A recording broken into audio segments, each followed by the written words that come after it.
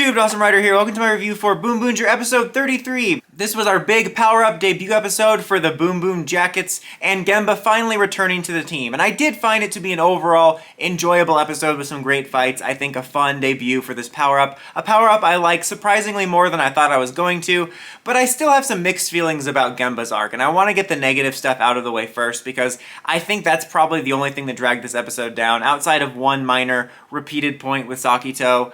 But with Genba's story, I did really like initially his backstory and us separating him and how long we actually kept that going. I thought that was kind of nice on paper because this series has had a couple opportunities to continue a status quo dynamic that they very quickly wrap up. And it was kind of nice to see them actually spend some time on it, but unfortunately I think they undercooked it.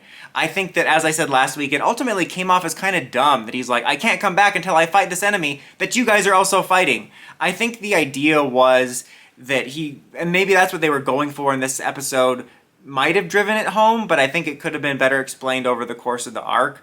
It's just the idea that him separating himself and not allowing himself to be with his friends was him losing the plot or taking his hand off the wheel, as they say. That was something funny in the episode. I actually really like that. It's a cheesy sentiment, but I like it for the series, the idea of being in charge of your own destiny, your own life, taking the wheel. I like that. They overused it in this episode. Like every other person was saying it. They're like, don't forget to take the wheel of fortune. Like they just couldn't find new ways to say it. I think that was probably the idea, is that just he got in his own head and that he felt he couldn't be with his friends, and that's why he left, and it wasn't for other bigger reasons. But there was much more interesting stuff you could have done with it. Like maybe he was kind of taking a darker path. You know, you could have had some conflict there. Maybe he was worried about dragging his friends down into that.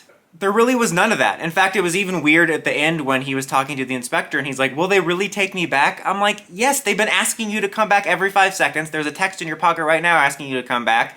And not to mention, he's never done anything bad. Like that scene came across like other arcs I've seen in shows, the Toku shows or other shows, where a character separates from the team or a partner and they kind of go off book and they're doing drastic, crazy stuff and then they accept him back. I mean, the Z Fighters accepted Vegeta back after he murdered the World Tournament, and they're like, that's fine, Vegeta, don't even worry about it. I like how I said murdered the World Tournament like it was one person. But anyway, I got distracted again. I've been in Dragon Ball Z mood. Point is I feel that arc could have been better. I think that either they could have done some more interesting stuff with him being separate from the team, or just driven the point home more that it was just more about him getting in his own head and not needing to separate himself from the team. Like, it was nice seeing them all back together, but that was the most disappointing part of the arc, was just, I think that could have been done better. And kind of going hand in hand with that, it was funny when the team finally does come together and I'm like, okay, good, everyone's back together, it's a big moment, the music's kicking in, they all got the power up. I didn't even think about that Sakito wasn't there until they cut to him fighting the other monsters in a different scene. It was almost comedic in a way, and that did drive home that Sakito, I feel, feels the least integrated into their dynamic. Even though this arc rang a little hollow, I do feel the connection and bond between the core five, but in my opinion, Sakito doesn't feel like a part of that for me, and I think he had such wasted potential to be a little bit of an X factor for longer, and I'm still disappointed by that because there was so much potential with his character.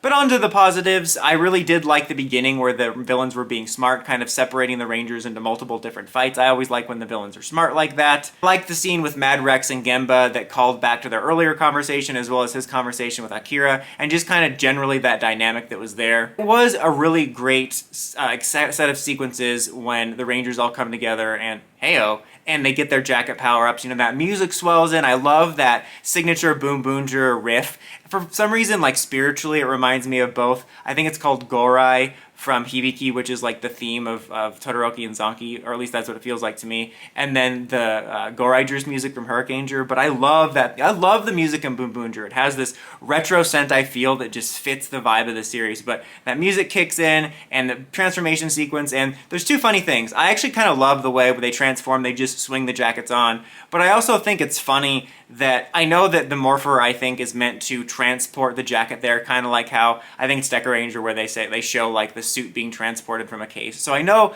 that it's meant to transport the jacket and they're not just carrying the jacket around or whatever.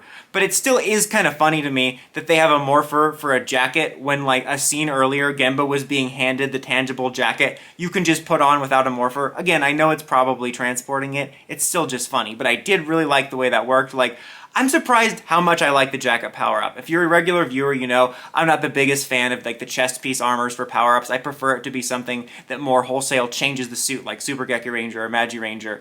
But this just kind of fits the aesthetic so well. Like, it's kind of cheaper, but they kind of look cool. I almost want to get one, and it just fits the vibe of the series so well. Not to mention, I actually like the way they work. The way they work, like being able to summon the different abilities of the cars, kind of reminds me of the way Forza Cosmic States worked, where he could press the numbers for the switches, and I think he could fuse them. I don't know if they can do that here, but that was a lot of fun. It led to yet another entertaining BoonBoomger fight scene. Maybe a little bit in a mixed aspect is I definitely think it was a bittersweet ending for Mad Rex. On one hand, I think I like that they had the balls to kill him off and make it a bittersweet ending, and not being able to pay off him getting together with Team Rocket. I was kind of hoping after he broke free we would see a little civil war with him and Team Rocket and Disgrace, but killing him off I think is kind of a ballsy move in a way. It still sucks he's off the board because I think Disgrace has made himself feel like a threat, but I still feel the way he behaves is so similar to the way Cannonborg operated, like kind of more of an eccentric villain, and I just want like an evil feeling villain, and Mad Rex felt like a villain, but I liked his character a lot. It's a shame he's gone again, but again, for Sentai, I'm kind of glad they actually had the cojones to kill him off there, but a little bit disappointed we're not going to get to see more of him. But in general, I think the show has still been really good so far. I think Genba's arc was a little bit of a mix, well, I guess mixed, but a little bit of a miss. But in general, the show's still just been really entertaining for me this whole last arc. Like, the only kind of downer episode was the, I keep wanting to call it the ramen episode, but it was the curry episode. And that wasn't a bad episode or anything, but just in general, it's been so much better than Lap 2. And again, I like these power-ups just so much more than I thought I was going to. But yeah, that's about it for this one, guys. Until next time, don't forget to like, comment, subscribe, and climb the steps and ring the bell to get notifications for all my videos. Until next time, Dawson Ryder, signing out.